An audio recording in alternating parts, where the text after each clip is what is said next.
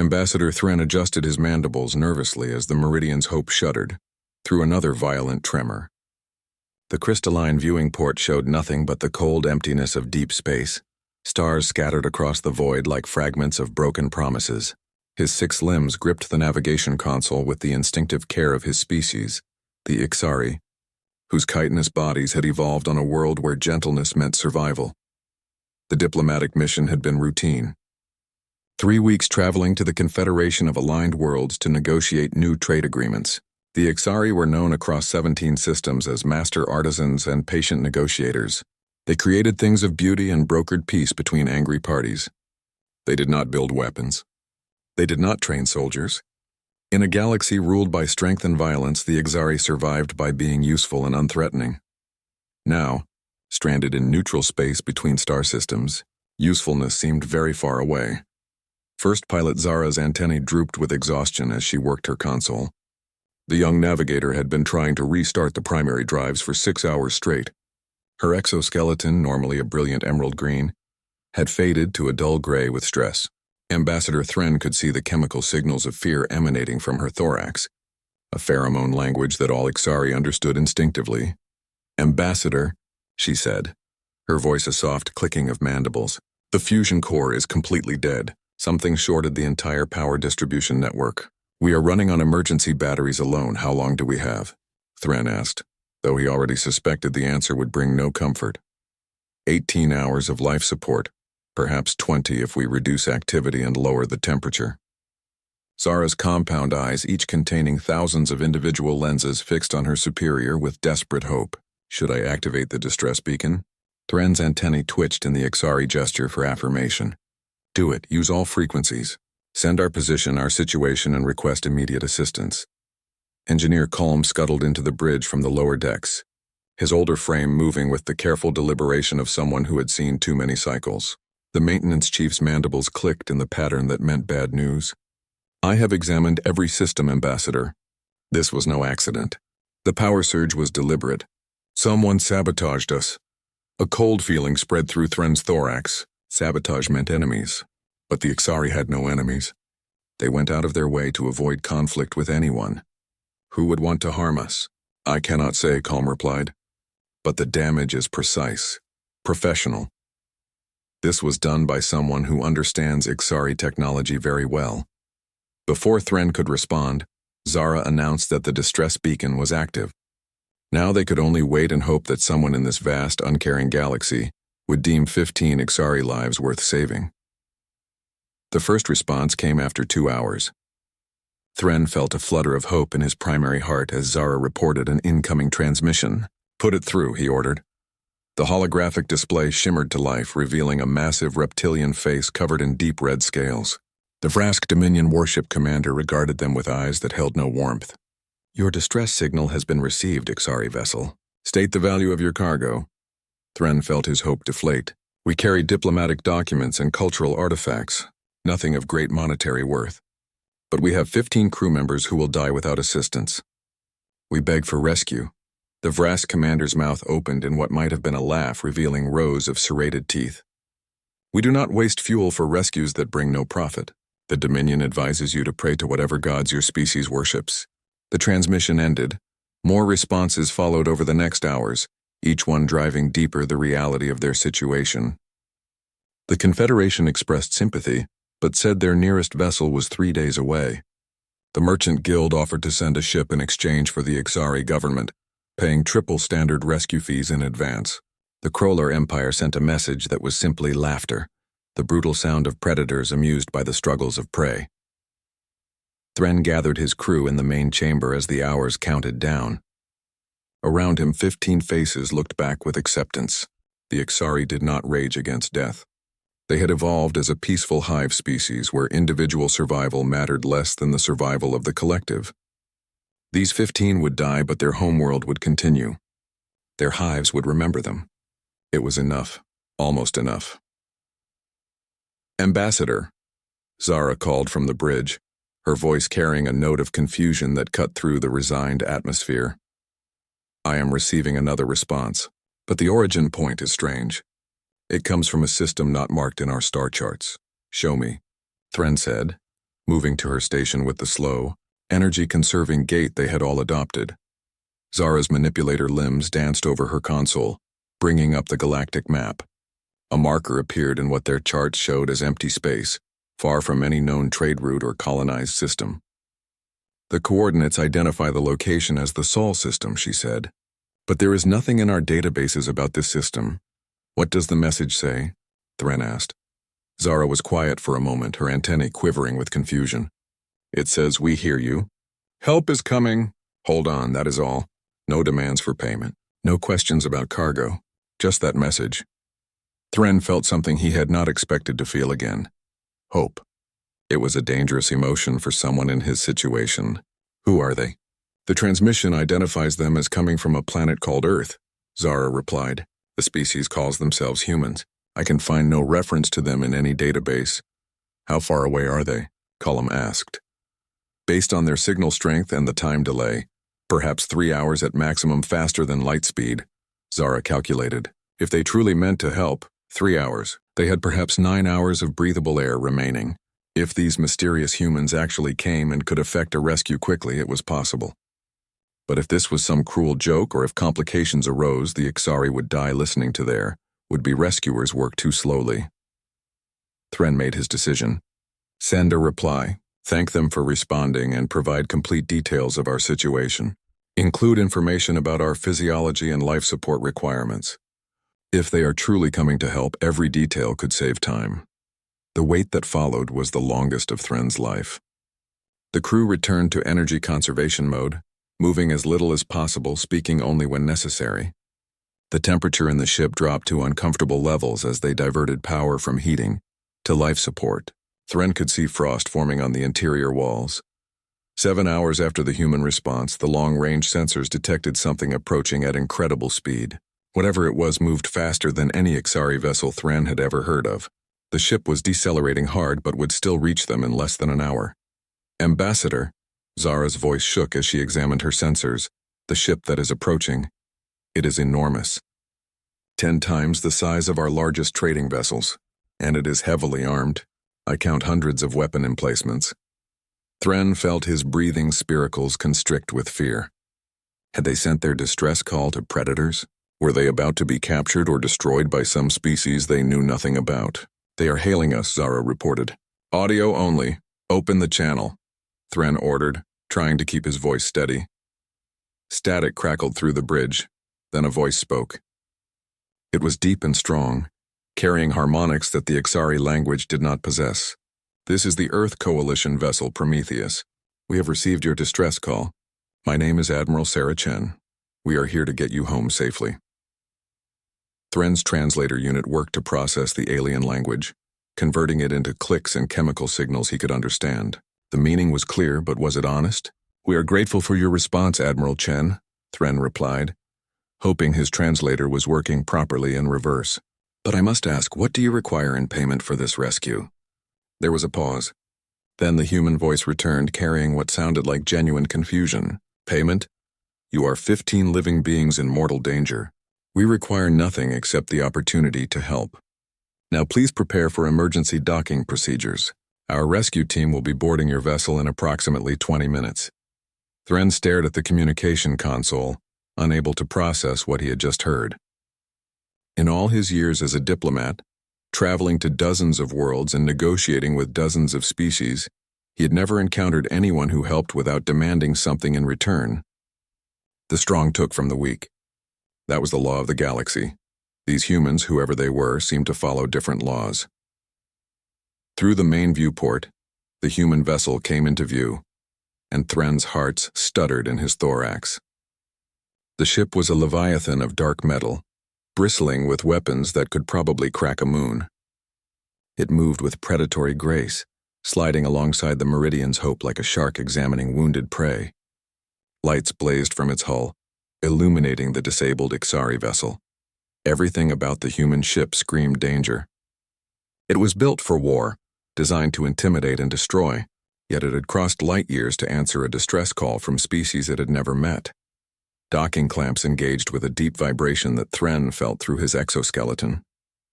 Then came the sound of metal on metal, followed by the hiss of atmosphere equalizing. The humans were coming aboard. Thren positioned himself near the airlock, his diplomatic training taking over despite his fear. First impressions mattered. If these humans were as dangerous as their ship suggested, it was vital to establish friendly relations immediately. The inner airlock door opened with a pneumatic hiss. The first human through the door was enormous, at least twice the height of an Ixari standing on all 6 legs. It wore a suit of armor that looked like it could withstand weapons fire, and its hands held a device that Thren recognized as some kind of medical scanner. But it was the face that made Thren instinctively step back. The human had eyes positioned forward on its face, the mark of a predator species. Its skin was smooth and varied in tone, without scales or chitin or fur. When it saw the Ixari crew huddled near the airlock, its mouth opened in what might have been a smile, revealing flat teeth and 4 sharp canines designed for tearing meat. But the human's voice, when it spoke, was gentle. "I'm Dr. Marcus Webb," it said. "We're going to take care of you. Everything is going to be okay." More humans poured through the airlock, moving with coordinated efficiency that spoke of extensive training. They carried equipment, medical supplies, and what looked like emergency life support systems. Within minutes, they had begun stabilizing the Meridian's Hope's failing systems and checking each Ixari crew member. Thren watched in amazement as these predator beings worked to save them. The humans moved carefully around the fragile Ixari, clearly aware that they were much stronger and larger than the insectoid beings. They spoke in soft voices and worked with practiced precision. Admiral Chen herself came through the airlock last, a human female with dark skin and eyes that assessed everything in seconds. She walked directly to Thren, somehow knowing he was the leader. "Ambassador Thren, I presume? My intelligence officer did excellent work identifying your role. How are your people?" "Frightened but alive, thanks to your intervention," Thren replied. He studied this human who commanded a warship yet had come to rescue strangers. "Why did you help us, Admiral? Your ship could destroy ours with a single weapon. Your species is clearly powerful. Why risk your lives for weak beings like us?" Admiral Chen's face showed an expression that Thren's translator interpreted as sadness, mixed with determination.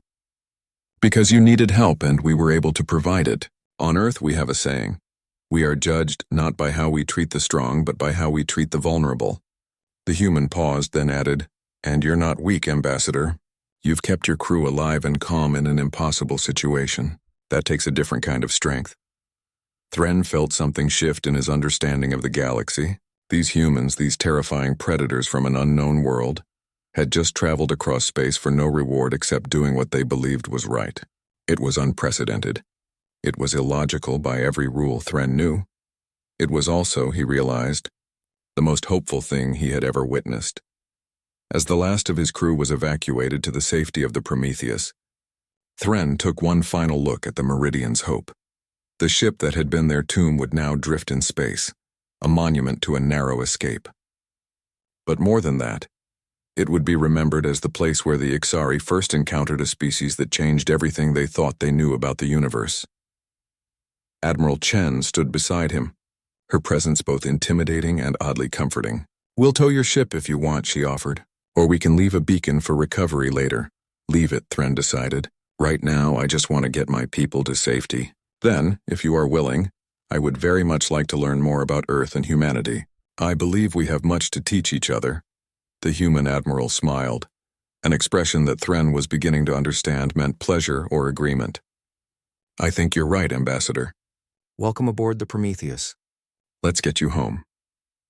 As Thren walked through the airlock into the human vessel, he felt the weight of history settling on his shoulders.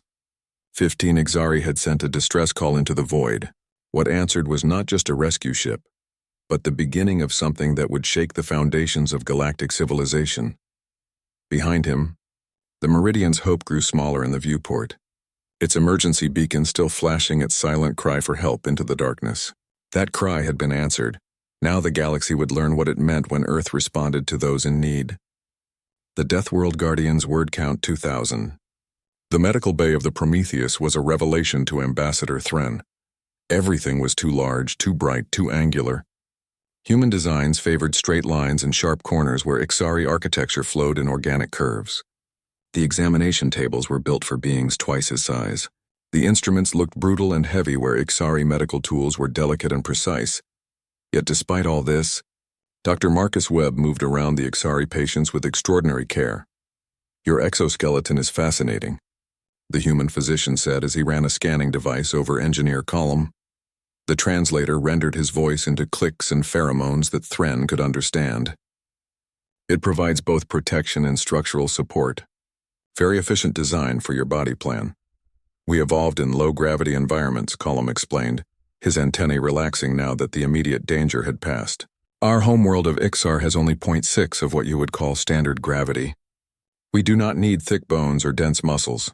Dr. Webb nodded, making notes on his tablet. "That explains the hollow sections in your limbs. And these spiracles along your thorax, they are your breathing organs." "Yes," Colm confirmed. "We process oxygen more efficiently than most species. We require less but cannot go without it for long." Threen watched the interaction with growing curiosity. The human doctor asked questions like a scientist trying to understand, not a predator sizing up prey. There was genuine interest in his queries, respect in his handling of the Ixari crew. A chime sounded through the medical bay, and Admiral Chen entered with another human. This one was smaller but carried himself with the alert posture of a warrior. The Admiral gestured to her companion. "Ambassador Thren, this is Commander James Porter, head of our Ground Forces Division. I have asked him to join us for the briefing." Thren performed the Ixari gesture of respectful acknowledgement, lowering his head and spreading his manipulator limbs. "I am honored by your presence, Commander Porter."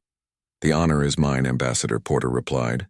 His voice was rougher than the Admiral's but carried the same tone of sincerity that Thren was beginning to recognize in humans. "I served with Admiral Chen during the Mars Rebellion. I know good leadership when I see it. You kept your crew alive under impossible circumstances." "I simply did what any leader of my species would do," Thren said modestly. "We are not warriors or heroes. We are diplomats and artisans. Sometimes the bravest warriors never carry weapons," Porter said quietly. Admiral Chen directed them to a conference room adjacent to the medical bay. The space was dominated by a large table and a holographic display system that made Ixari technology look primitive by comparison. As they settled into seats that had been quickly modified for Ixari physiology, Thren noticed that First Pilot Zara and Engineer Calm had also been invited to attend. The Admiral activated the holographic display, and suddenly they were surrounded by a three-dimensional map of local space. "Ambassador Thren, I'm going to share information with you that Earth's government would prefer I kept confidential. But given what we have learned in the last 6 hours, I believe you have a right to know everything." The star map zoomed to focus on a region that included the Ixari home system. Admiral Chen highlighted several fleet movements in neighboring sectors. "Does the name Krolar Empire mean anything to you?" Thren felt his breathing spiracles constrict with fear. "Everyone in this region knows the Krolar. They are conquerors. Brutal, efficient, merciless. They have destroyed a dozen civilizations in the past century, but they have always left the Ixari alone. We have nothing they want." "That has changed," Admiral Chen said grimly. She manipulated the display to show intercepted communications, translated into Ixari language.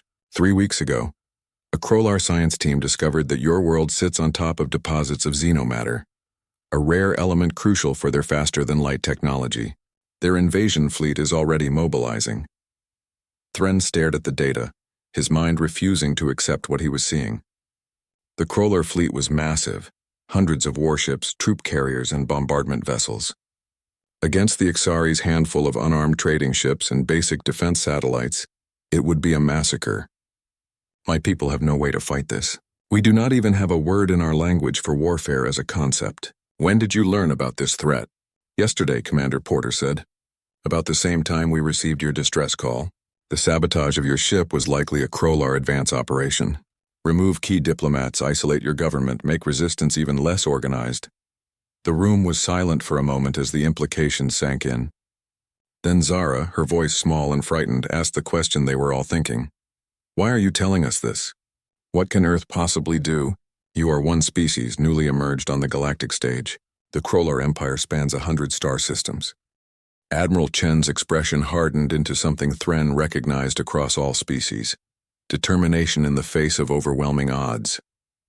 "That brings me to why I wanted this meeting, Ambassador. I need you to understand something about humanity. I need you to understand what kind of species answered your distress call." She changed the holographic display. Now they were looking at a blue and green world, beautiful and vibrant. "This is Earth, our home. To the rest of the galaxy, if they ever found us, we would be classified as a Class 12 death world." Thren had heard the term. Death worlds were rare. Planets where life was so dangerous that evolution became an arms race of survival.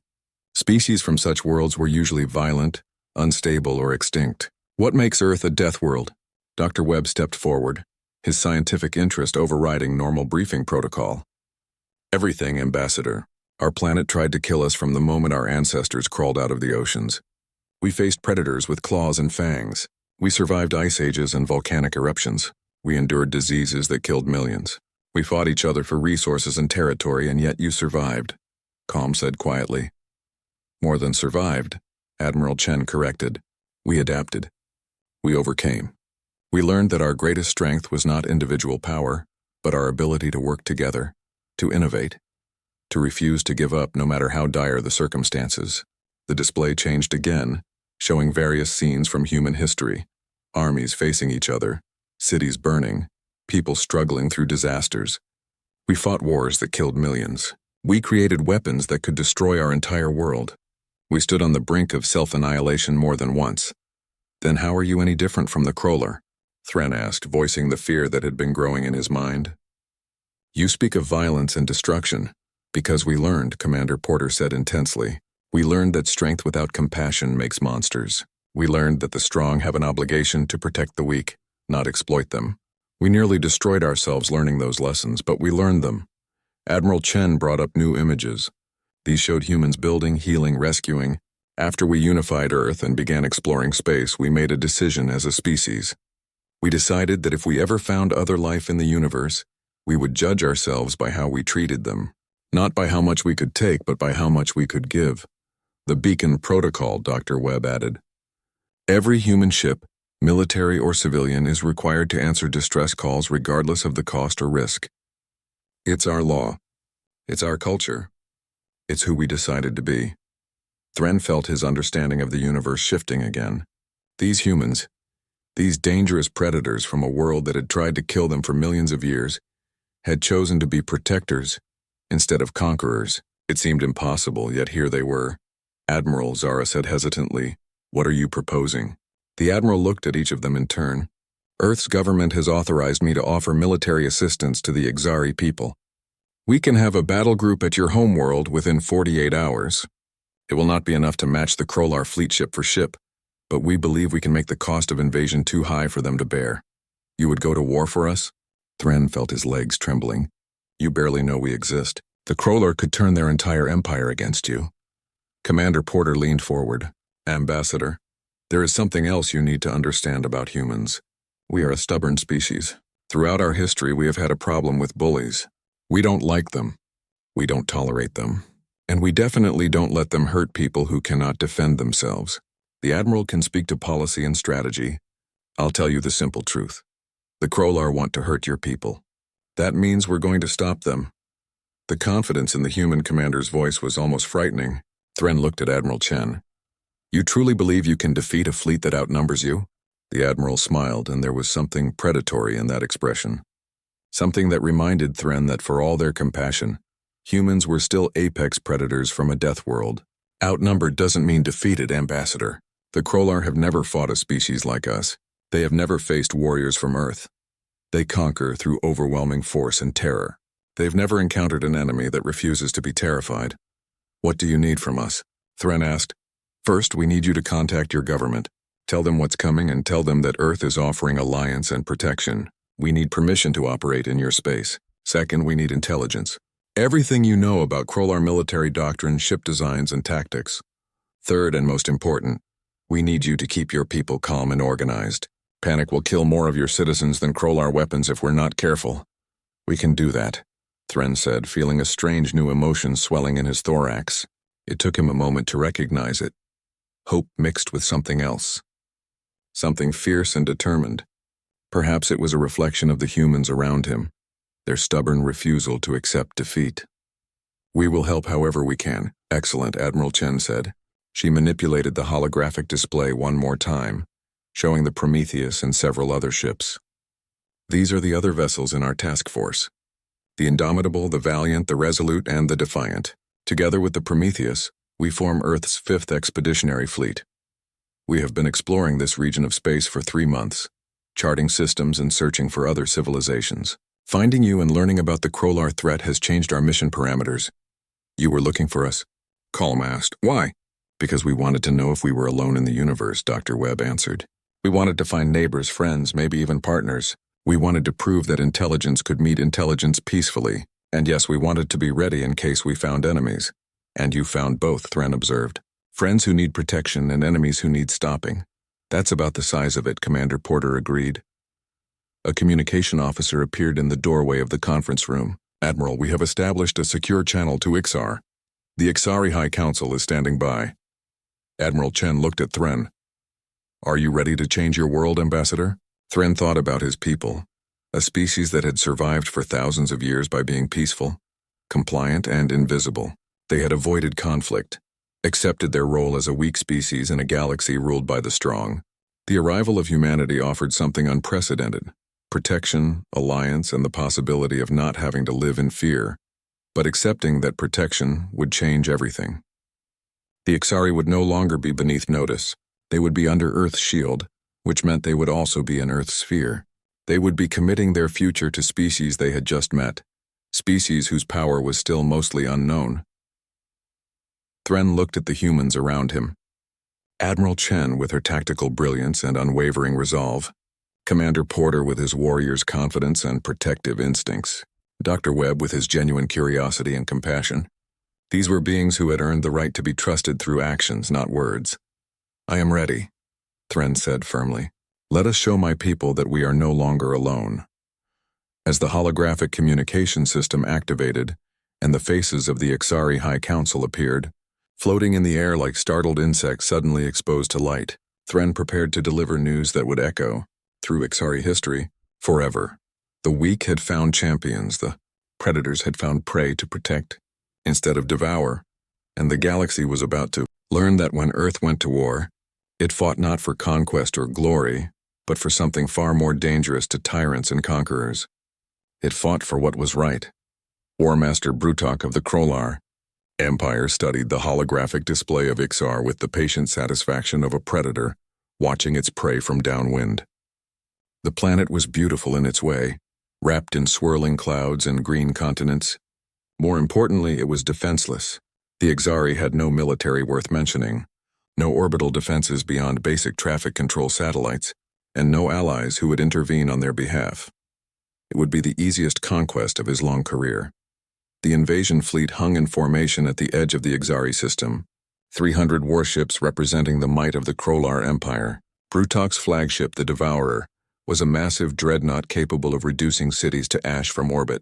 Around it floated cruisers, destroyers, and troop carriers holding 50,000 ground soldiers, eager for their share of the glory and plunder.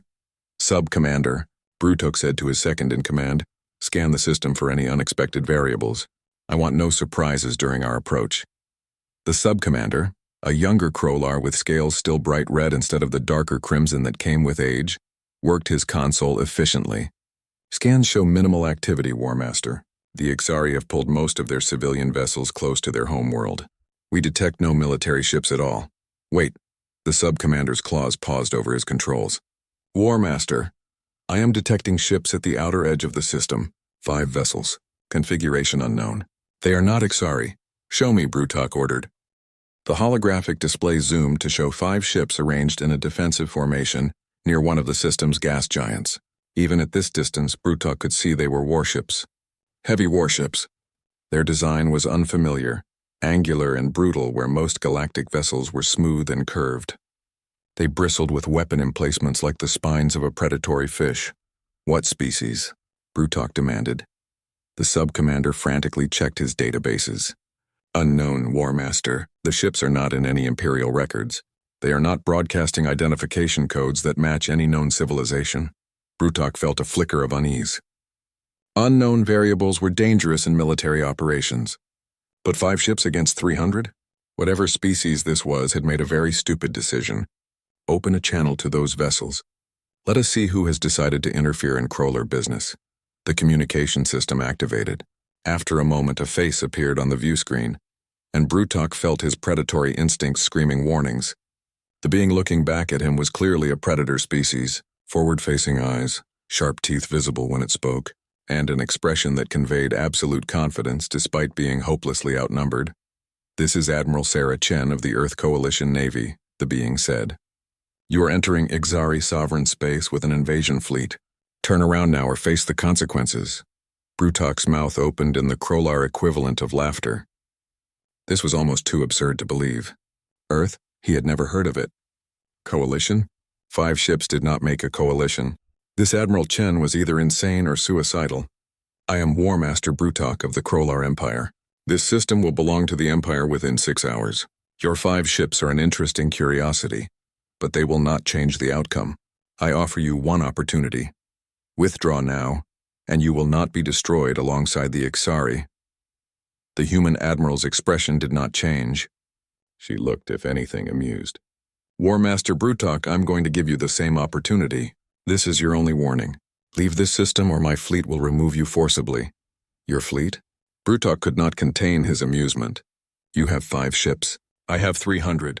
Do Earth's warriors not understand basic mathematics?" "We understand math just fine," Admiral Chen replied. "We also understand that in war numbers aren't everything. You're about to get a very expensive lesson in that principle." The communication cut off from the human side. Brutok stared at the blank screen for a moment, then turned to his sub-commander. "Prepare the fleet for combat. Target those 5 ships and eliminate them. Then we proceed with the invasion as planned." The Krolar fleet began moving forward with the inexorable confidence of overwhelming force. Brutok watched his tactical display as 300 dots advanced on 5. This would be over in minutes. Then the Ixari would learn what happened to species who attracted the Empire's attention. Then everything changed. "War Master." The sub-commander's voice had risen in pitch. "The Krolar indicator of stress. More ships are appearing. They are emerging from the shadow of the gas giant's moons." "How many more?" Brutok demanded. The sub-commander's claws clicked rapidly over his console. 20. No, 30. "No, they are still appearing." "War Master, there are over 100 human ships joining the formation. They were hiding in the moon's magnetic field to mask their signatures." Brutok felt his confidence waver. 100 ships changed the mathematics significantly, but the Krolar still had numerical superiority. "Press the attack. We still outnumber them 3-1. The Empire does not retreat." The human fleet moved to intercept, and Brutok got his first real look at how these unknown warriors fought. The human ships did not advance in the orderly formations of the Krolar or the elegant patterns of the Confederation fleets. Instead, they moved in small groups, weaving through space in patterns that seemed chaotic but were clearly coordinated. The first engagement happened at maximum weapons range. Krolar energy beams lanced out and several actually hit human vessels, but instead of the catastrophic damage Brutok expected, the human shields held. More than that, they adapted. The second volley of Krolar weapons was noticeably less effective than the first. "What is happening?" Brutok demanded. "Their shields are modulating frequencies," the sub-commander reported with disbelief in his voice. "Our weapons cannot lock onto a single defensive frequency. They are changing faster than our targeting systems can adapt. Then use kinetic weapons, mass drivers, missiles, things that do not care about shield frequencies." The Krolar fleet switched tactics, launching swarms of missiles at the human formation. Brutok watched with satisfaction as thousands of warheads streaked toward the enemy. No shields could stop physical projectiles moving at relativistic speeds. This would show these arrogant humans the price of challenging the Empire. Then the human point defense systems activated. Brutok had never seen anything like it. Every human ship seemed to be covered in small automated turrets that tracked and fired with impossible precision. The streams of projectiles created a wall of destruction that intercepted the missiles long before they reached their targets. Not just some of them, all of them. Thousands of missiles destroyed in seconds. "Impossible," Brutok whispered. The human fleet began returning fire, and Brutok learned another lesson about Earth's warriors. Their weapons did not rely on overwhelming power like Krolar energy beams. Instead, they used a variety of different systems. Kinetic impactors that punch through shields through sheer momentum, energy weapons that operated on multiple frequencies simultaneously, and something his sensors identified as focused particle beams that seemed to boil away armor on contact. The first crawler ships began taking damage. Not destroyed yet, but hurt. Their shields were failing, their armor was breaching, and their formations were being disrupted by the ferocity of the human assault. War Master, we need to pull back and reassess, the sub-commander urged. These humans fight like nothing we have encountered. Our tactics are ineffective, we outnumber them 3-1, Brutok snarled. All ships, full attack formation. Concentrate fire on their flagship. We will crush them with sheer force. The Krolar fleet surged forward, 300 warships focusing their combined might on the human admiral's vessel, the Prometheus. Surely no ship could withstand that kind of firepower. Brutok watched his tactical display with grim satisfaction as the massive concentration of weapons struck the human flagship. The Prometheus shuddered under the impact, its shields flaring brilliant white as they struggled to dissipate the enormous energy being directed at them. For a moment, Brutok thought they had succeeded. Then the shields held, and the Prometheus fired back. A single shot from the human flagship's main weapon struck the Krolar heavy cruiser relentless. The ship simply ceased to exist, vaporized in a flash of light so bright that Brutok's view screen automatically dimmed to protect his eyes. Where there had been a 2-kilometer warship, there was nothing but expanding debris. What was that weapon? Brutok demanded. The sub-commander's voice shook. Sensors identified it as a focused gravity pulse. War Master, they weaponized gravity manipulation. That is technology we don't even have in theoretical research. The battle descended into chaos. The Krolar had numbers, but the humans had technology, tactics, and something else that Brutok was beginning to recognize. Experience. These were warriors who had been fighting and killing each other for thousands of years before they ever reached space. They had refined warfare into an art form written in blood and desperation. Every time the Krolar adapted to one human tactic, the humans switched to another. When the Krolar concentrated their forces, the humans used their superior speed to flank and divide. When the Krolar spread out, the humans focused fire to eliminate ships one by one. It was like fighting shadows that struck from a dozen directions at once. War Master, we have lost 40 ships, the sub-commander reported. Hull breaches on 6 more. Morale is breaking. Some captains are requesting permission to withdraw. Brutok felt rage and fear warring in his chest. The Empire did not retreat. The Empire did not lose. But they were losing. These humans, these unknown warriors from an uncharted world, were defeating the might of the Krolar Empire. Admiral Chen's face appeared on his view screen again. Last chance, War Master. Withdraw your fleet or I will be forced to destroy every ship you brought to this system. Your warriors are brave, but they are dying for nothing. The Exari are under Earth's protection now. That protection is absolute. Brutok stared at the human admiral. Behind her, he could see her bridge crew working with calm efficiency. There was no panic, no fear. These were warriors who were accustomed to being outnumbered and still prevailing. In that moment, Brutok understood that he was not facing an ordinary species. He was facing true Deathworld predators, beings who had evolved to fight and survive against impossible odds. The Krolar Empire would remember this, Brutok said, trying to salvage some dignity from the disaster.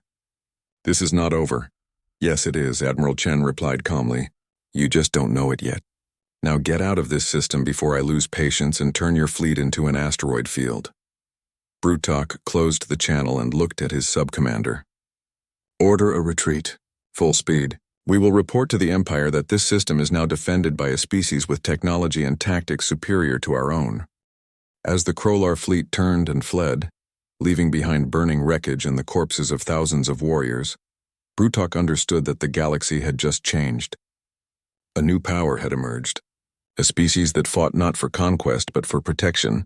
A species that would defend the weak against the strong. The Krolar Empire would need to reconsider its strategy. Far below, on the surface of Ixar, Ambassador Thren stood with the Ixari High Council and watched the holographic display showing the battle in orbit. Around him, millions of Ixari emerged from their hives to witness what they had thought impossible, the invincible Krolar Empire in retreat. Admiral Chen's voice came through the communication system. Ixar is secure. The threat has been neutralized. On behalf of Earth and the Coalition, I formally offer our friendship and alliance to the Ixari people. Thren felt emotions he did not have words for. Gratitude, certainly. Relief, absolutely. But also something new. Something his peaceful species had never really experienced before. Pride. Not pride in military victory, for that was not the Ixari way, but pride in having allies who would fight for them. Pride in knowing they were valued and protected. "We accept your friendship, Admiral Chen," Thren said, his voice carrying to every corner of his world through the broadcast system. "We accept your alliance, and we promise that the Ixari will never forget what Earth has done for us. Our people have lived for 1,000 years in fear, hiding from the strong, hoping to be overlooked. Today that era ends. Today we stand with Earth and we begin a new chapter in our history." On the Prometheus, Admiral Chen turned to Commander Porter and Dr. Webb. "Gentlemen, I believe we have just changed the course of galactic history."